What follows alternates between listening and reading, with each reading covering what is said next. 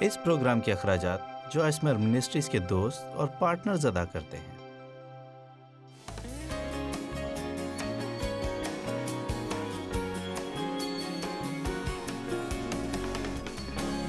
آئیے ایک اور بات پر غور کرتے ہیں جس کے ذریعے سے مجھے یقین ہے کہ شیطان ہمیں آزماتا ہے۔ جب ہم اپنے آپ کو دنیاوی اور سمجھوتا کرنے والے لوگوں میں پاتے تو شاید شرمندگی یہ رد کیے جانے کی خوف کی وجہ سے خدا کے ساتھ کیے گئے وعدے کے بارے میں خاموش رہنے کے بارے میں شیطان ہمیں آزماتا ہے۔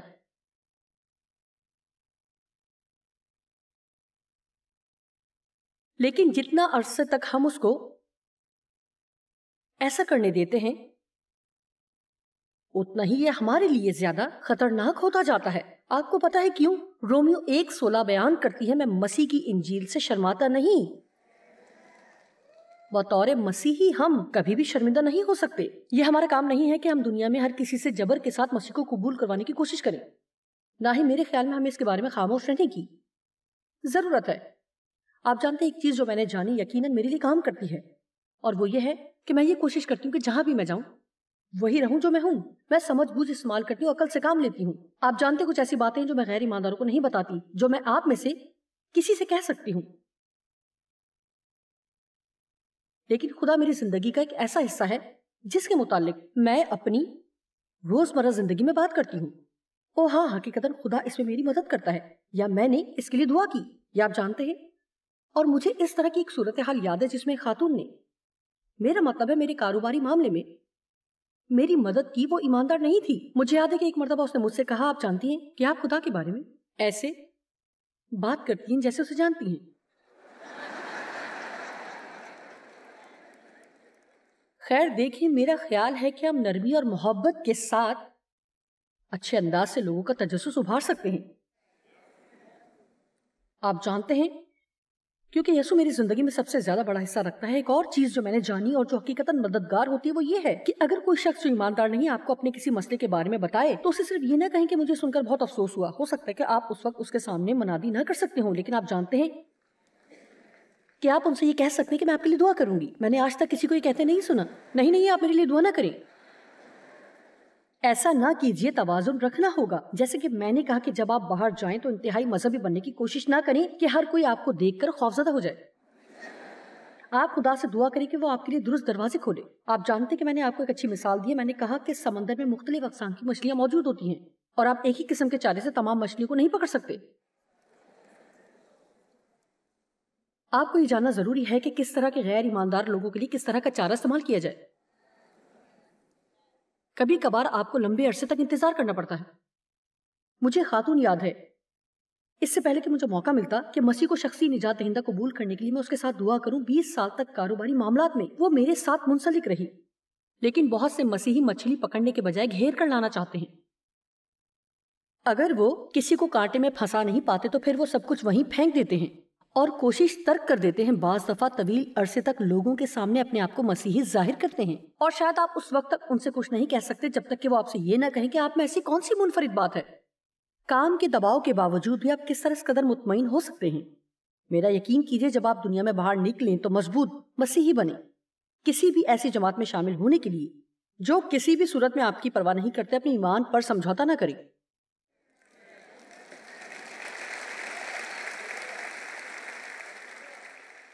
جب شیطان سمجھوتا کرنے والے مسیحیوں کو کامیابی کے ساتھ دنیا کو دکھاتا ہے تو وہ جیت کا جھنڈا لہراتا ہے، کیونکہ جب ہم لفظ ریاکار سنتے ہیں، تم ریاکار کے سوا اور کچھ نہیں ہو، اور یہ دنیا اس چیز سے نفرت کرتی ہے۔ ابلیسی طاقتوں کے لیے اس سے زیادہ خوشی کی کوئی اور بات نہیں ہوتی جب وہ کسی ایسے مسیحی کو دیکھتی ہیں جو بیرونی طور پر اپنے مسیحی ایمان کے عقائد پر چلتا ہے، مثلا چرچ جانا، عشائر ربانی میں شریک ہونا، ہدیے کی ٹوکری میں ہدیہ ڈالنا، کچھ مخصوص دعائیں پڑھنا، جبکہ اس کا دل روز بروز خدا سے دور ہی ہوتا چلا جاتا ہے۔ آپ جا کر گیرج میں بیٹھ کر پورا دن گزار سکتے ہیں اور چاہے اپنی گاڑی کی مرمت نہ کریں۔ آپ ہفتے میں 4 مرتبہ چرچ جا سکتے ہیں، لیکن صرف چرچ جانا آپ کو مسیحی نہیں بناتا۔ گلے میں صلیب لٹکا لینے سے اور اپنی گاڑی پر مسیحی اسٹیکر لگا لینے سے آپ مسیحی نہیں بن جاتے، نہ ہی بڑی سی بائبل اپنے ہاتھ میں لینے اور چند مسیحی فکریں جان لینے سے آپ مسیحی نہیں بن جاتے۔ آپ تب مسیحی بنتے جب آپ کا دل خدا سے لگا ہو، آپ کا خدا کے ساتھ درست تعلق ہے تو وہ خود بخود ظاہر ہوگا۔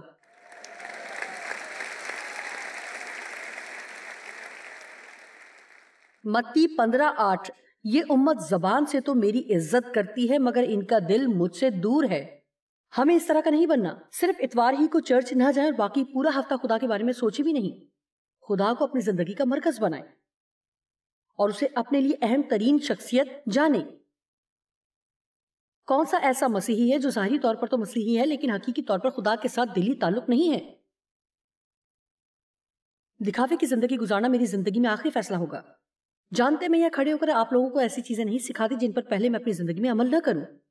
آج ہم یہاں دوپہر کے کھانے کے وقت پہنچے تھے. میں کسی سے بات کر رہی تھی, پتہ نہیں کہ گفتگو میں یہ مضمون کیسے آیا. بہرحال میں نے کہا ہر صبح میں پہلے 1 یا 2 گھنٹے خدا سے آپ کے لیے پیغام مانگنے میں نہیں گزارتی بلکہ خدا کے ساتھ اپنا رشتہ مضبوط کرنے میں لگاتی ہوں. میں اپنے لیے اس کے پاس جاتی ہوں. میں اپنے لیے کلام پڑھتی, مطالعہ کرتی ہوں, کیونکہ در حقیقت اگر ہم صرف دکھاوے والے مسیحی ہیں, اگر صرف چند اچھے مسیحی جملے بولنا سیکھ لیتے ہیں لیکن ہماری زندگی میں حقیقی پھل نہیں ہو تو دوسروں کو مسیح کے پاس لانے کے قابل نہیں ہوتے. بائبل کی مثالوں میں ایک بہترین مثال مجھے جو ملی وہ متی 21 کی 18 سے 22 آیت میں ہے.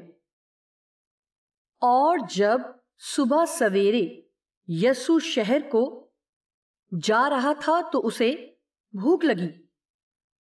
کیا میں آپ کو بتا سکتی ہوں کہ در حقیقت یہ دنیا سچائی کی بھوکی ہے.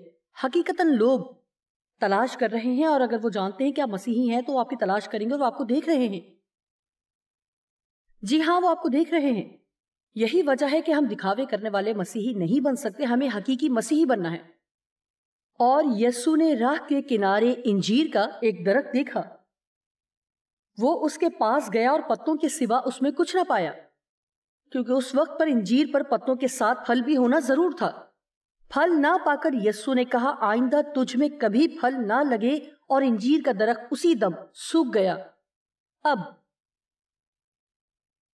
آپ کو شاید یہ بات احمقانہ معلوم ہو لیکن میں انجیر کے درخت پر افسوس کیا کرتی تھی. میں سوچا کرتی تھی, میرا مطلب ہے میں سمجھ نہیں پائی, مجھے سمجھ نہیں آئی کہ یسوع نے انجیر کے درخت پر لعنت کیوں کی. اس لیے اسے وہ نہیں ملا جو وہ چاہتا تھا, کیونکہ وہ بھوکا تھا. اسے انجیر کے درخت پر پتے ملے, لیکن انجیر کا درخت, جب انجیر کے درخت پر پتے ہوتے ہیں تو ان پتوں کے نیچے ہمیشہ اس پر پھل بھی ہوتا ہے. لہٰذا جب وہ اس کا پھل کھانے اس درخت کے پاس گیا تو اسے پتوں کے سوا کچھ نہ ملا. اور میرا خیال ہے کہ ایسا ہی کچھ بیشتر بار ایمانداروں کے ساتھ ہوتا ہے. ہمیں پتے لگے ہوتے ہیں نہ کہ پھل.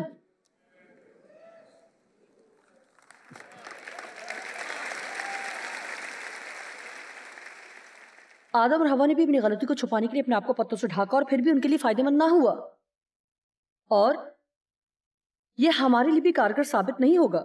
ہمیں اصل حقیقی پھل لگنا ضروری ہے. ایک اور چیز جس کے ذریعے سے ابلیس لوگوں کو آزماتا ہے وہ یہ ہے کہ لوگ اپنا قیمتی وقت کسی اچھے کام میں نہ لگائیں. وہ چاہتے کہ آپ اپنا فضول وقت چیزوں میں ضائع کریں. وہ ایسی آزمائش میں ڈالتا ہے تاکہ لوگ ساری رات ایسے ٹی وی پروگراموں کو دیکھیں جو انہیں پسند نہیں, یا ایسی باتوں کے بارے میں پریشان رہیں جن کے بارے میں وہ کچھ نہیں کر سکتے, اور پھر ان کی نیند خراب ہو جاتی ہے جس کے باعث ان کی صحت پر اثر پڑتا ہے, اور پھر وہ تھک جاتے ہیں, پھر کمزوری محسوس کرتے ہیں اور آسانی سے آزمائش کا شکار ہو جاتے ہیں. پھر بے وقت کھاتے ہیں اور انہیں اچھا محسوس نہیں ہوتا. پھر وہ غصہ کرتے ہیں کیونکہ ان کا وزن بڑھنے لگتا ہے, اور پھر وہ آسانی سے ناراض ہونے لگتے ہیں.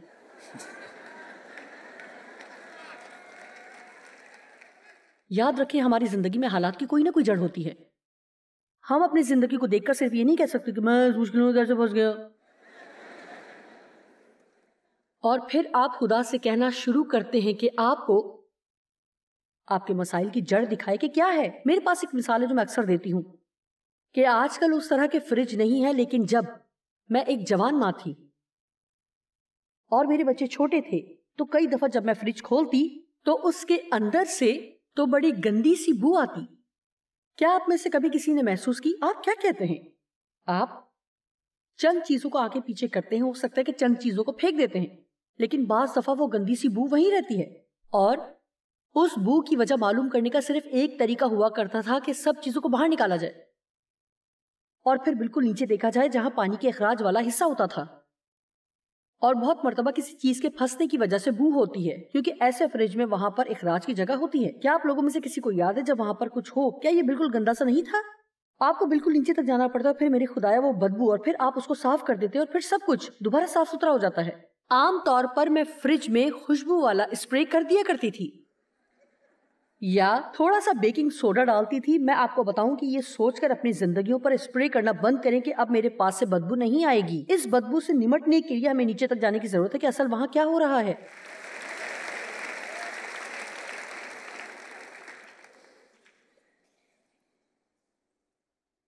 آپ شاید حیران ہو جائیں کہ آپ کی زندگی کس قدر بہتر ہو سکتی ہے اگر آپ رات کو بستر پر جائیں اور اچھی نیند سوئیں۔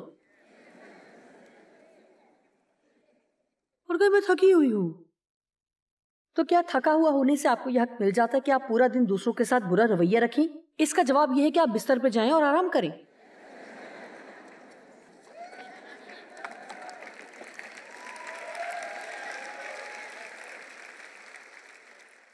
جانتے ہیں آج کی اس دنیا میں بہت سی بیماریاں موجود ہیں۔ آپ کی دنیا میں بہت سی بیماریاں اور مسائل ہیں، اور اگر ہم بیمار ہیں تو ہمیں ایک چیز یقینی بنانی چاہیے کہ اگر آپ بیمار ہیں تو خود سے کم از کم یہ پوچھیں کہ میرا اس میں کتنا حصہ ہے، کیونکہ میں اپنا خیال نہیں رکھ رہی۔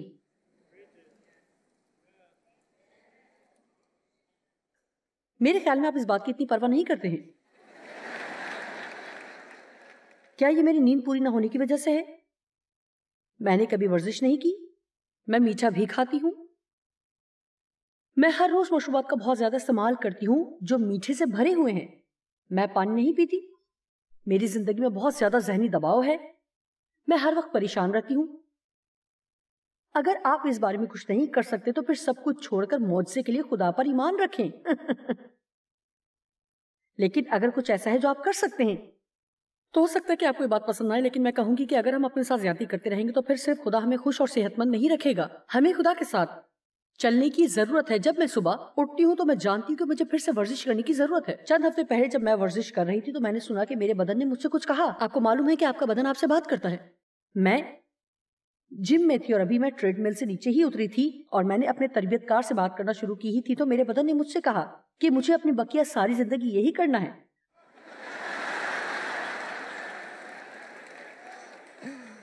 تو میں نے اسے جواب دیا، جی ہاں بالکل۔ دیکھیے، آپ اپنے بدن کو موقع نہ دیں کہ وہ اپنی بات منوائے، آپ اسے جواب دے سکتے ہیں کیونکہ دشمن آپ کے بدن کے ذریعے بھی کام کرتا ہے۔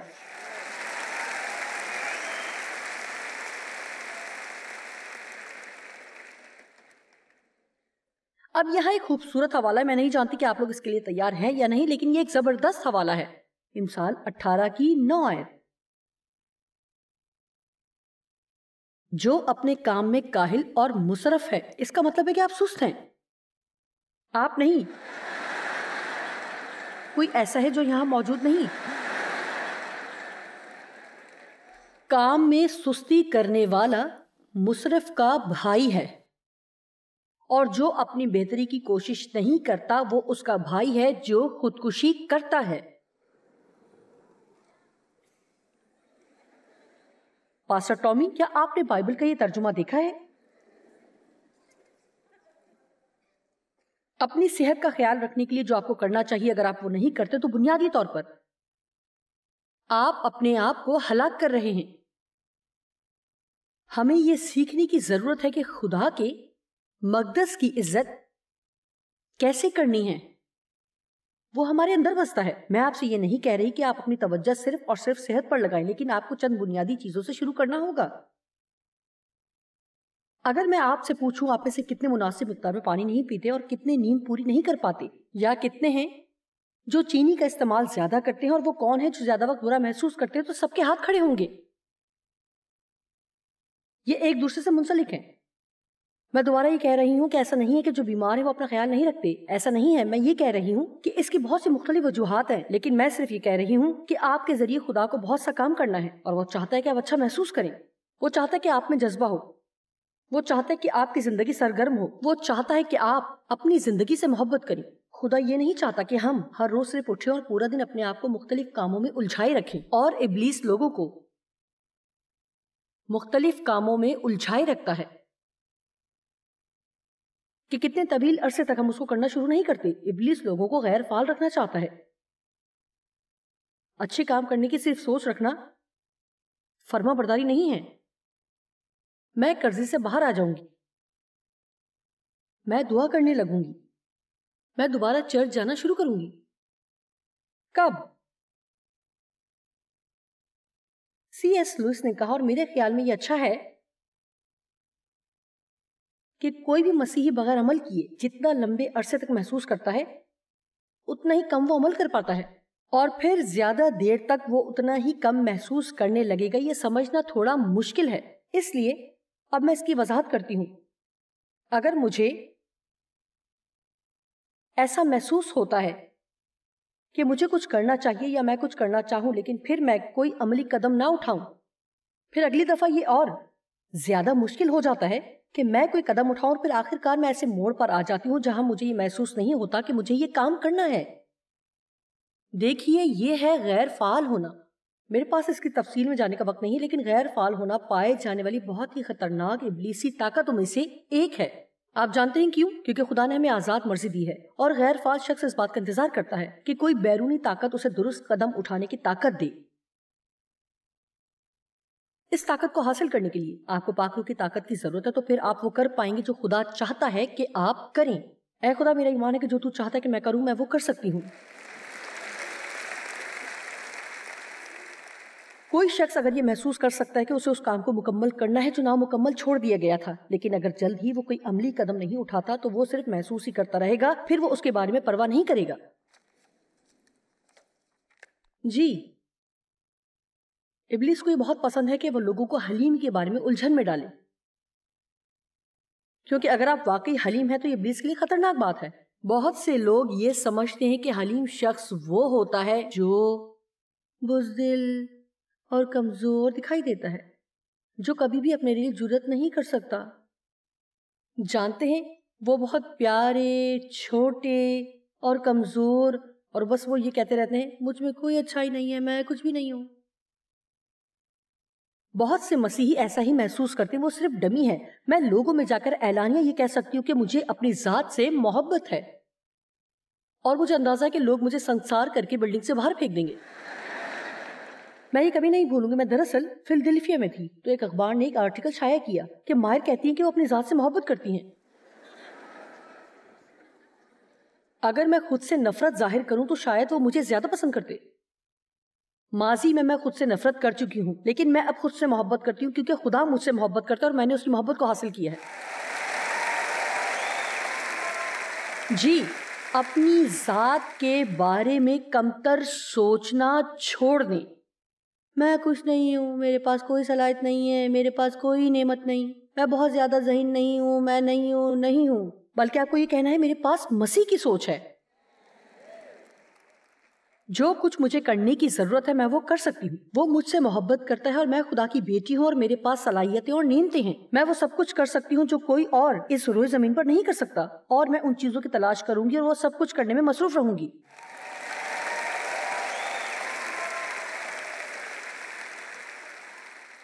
مجھے 2 چیزیں ملی ہیں جو میں کر سکتی ہوں. بہت سارے کام ہیں جو میں نہیں کر سکتی, بہت چیزیں جو نہیں کر سکتی.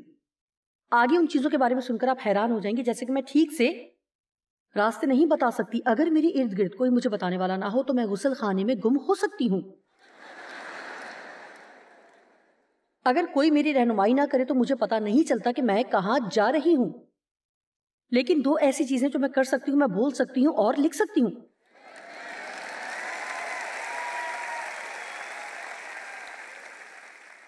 غور کیجیے اور آج میری مدد کریں. جو کچھ آپ نہیں کر سکتے مسلسل ان چیزوں کے بارے میں سوچنے کے بجائے اس چیز کی تلاش کریں جو آپ کر سکتے ہیں اور اپنے پورے دل سے اسے کرنا شروع کر دیں. آپ ایک قیمتی شخص ہیں اور شیطان نہیں چاہتا کہ آپ اپنی ذات کو پسند کریں. وہ نہیں چاہتا کہ جو آپ ہیں اور جیسے بھی آپ دکھائی دیتے ہیں آپ پسند کریں. وہ چاہتا ہے کہ آپ ان تمام دوسرے لوگوں کے ساتھ اپنا موازنہ کریں جن کے بارے میں آپ سوچتے ہیں کیا میں آپ کو کچھ بتا سکتی ہوں. ان لوگوں کے پاس وہ کچھ نہیں ہے جو آپ کے پاس ہے. شاید وہ اپنی چیزیں چھپانے میں بہتر ہوں. ہم سب کے اندر خوبیاں اور خامیاں بھی ہوتی ہیں. ظاہر ہے کہ روحانی اعتبار سے چند لوگ دوسروں سے آگے ہوتے ہیں, ان کے پاس دوسروں کی نسبت زیادہ وقت ہوتا ہے یا وہ خدا کے زیادہ فرما بردار رہے ہیں. لیکن خوشخبری یہ ہے کہ آپ بھی ایسا کر سکتے ہیں. دوسروں کو اپنے لیے دھمکی نہ سمجھیں, انہیں اپنے لیے بطور مثال استعمال کریں. ٹامی برنیٹ میرے لیے ایک مثال ہے جیسے کہ وہ لوگوں سے محبت کرتا ہے. وہ بہت دوستانہ، بہت اچھا اور نرم مزاج رکھنے والا ہے. اور خدایا اگر جوائل آسٹین میرے ارد گرد ہو تو وہ کہکہوں کے لیے ایک بہترین مثال ہے. میرا مطلب ہے میں اپنی پوری زندگی میں اتنا نہیں مسکرائی جتنا کہ وہ ایک دن میں مسکراتا ہے. اور اس کا پورا خاندان اسی طرح کا ہے. وہ سب روتے بھی ہیں اور مسکراتے بھی ہیں اور وہ تمام ایک اچھی مثال ہیں. میرا مطلب ہے کہ جب میں ان کے ارد گرد ہوتی ہوں تو پکارا جاتا ہے جوائس آؤ تھوڑا اور مسکراؤ. پھر جب میں ٹومی کے ارد گرد ہوتی ہوں آؤ تھوڑا اور مسکراؤ اور پیار کا اظہار کرو. لیکن آپ کو برا محسوس کرنے کی ضرورت نہیں. میری سنیے، اپنے بارے میں برا محسوس کرنے کی ضرورت نہیں ہے کیونکہ آپ ایسی شخصیت کے ارد گرد ہیں جو کچھ وہ کر سکتا ہے آپ نہیں کر سکتے. میں ویسی بات کرنے والی ہوں جو بہت اہم ہے. ایسا نہیں کہ جو میں پہلے کہہ چکی ہوں اہم نہیں تھا. اصل حلیمی یہ ہے کہ آپ یہ جان لیں کہ خدا کے بغیر آپ کچھ بھی نہیں ہیں لیکن اس کے ساتھ آپ سب کچھ ہیں.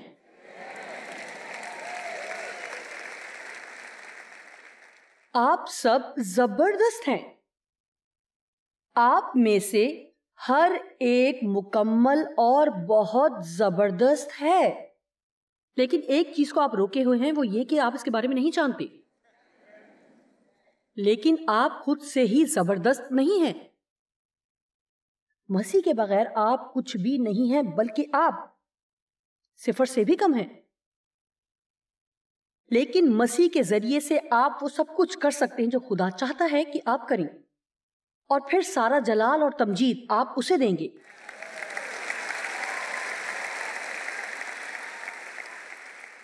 حقیقتاً ابلیس بہت محنت سے کوشش کرتا ہے کہ لوگوں کو الجھن میں مبتلا رکھے کہ محبت کیا ہے. ابلیس کو موقع نہ دیں کہ وہ آپ کو بتائے کہ آپ لوگوں سے پیار نہیں کرتے کیونکہ جب لوگ آپ کے ارد گرد ہوتے ہیں تو آپ کے جذبات ابھارے نہیں جاتے. محبت ایسی چیزوں سے بالاتر ہے. محبت گفتگو نہیں ہے، یہ ایک نظریہ نہیں ہے بلکہ یہ ایک فعل ہے. دوسروں کے لیے قربانی دینے کا جذبہ رکھنے کے سوائے کسی اور چیز سے زیادہ محبت نہیں دکھائی جا سکتی.